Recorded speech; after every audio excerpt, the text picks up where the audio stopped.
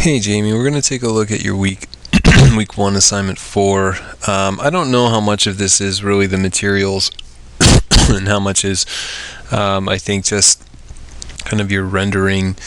There are a lot of rough edges around this, and there is obviously a certain amount of feeling of it being limited because of the lack of grays that you have available to you, and the consistency of the background in some cases.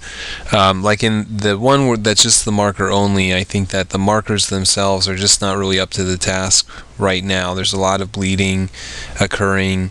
You've got kind of edging that feels very, very rough and wobbly at this point, and I think even the black is starting to bleed into the red, and I would omit this in almost any instance. I don't think that you need to have a black outline being done in marker. I think you can draw this out with a pencil, make sure that it's nice and clean and working in the perspective, and then just go right over top of that pencil with a marker. I don't think you need to go in and delineate with a black marker. It just tends to flatten things out.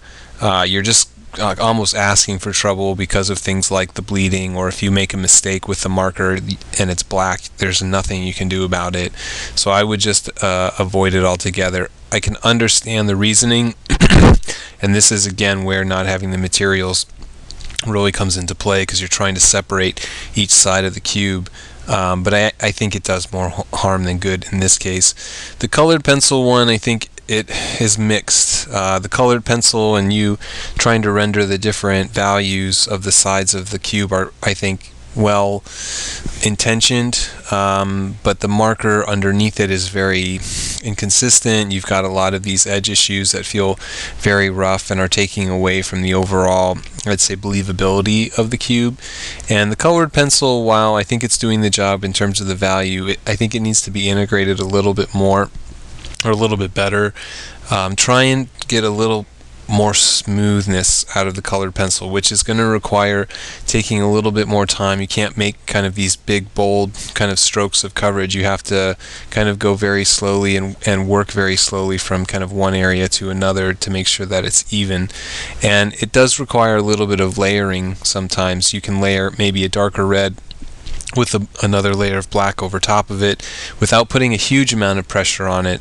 But it feels a little rough in some places. I think, especially this side, I can see kind of the hatching that's occurring and a certain amount of kind of scratchiness occurring. So until you really get the actual materials that you need, I think we're going to be seeing a lot of these issues. And I don't want to kind of tell you too much about how to do things with these markers, because I think it's just going to cause a lot of problems and troubles and headaches. And I think as soon as you get the materials that you need, and you take your time a little bit more and get a little more confident with the materials, things will go a lot smoother. You also have to make sure that you're formatting these correctly. This guy was at 3400 by 1900 pixels, 300 pixels per inch. Should be 800 by 600 and 72, which is going to greatly reduce the size of this, and will follow with the specs that are in the guidelines.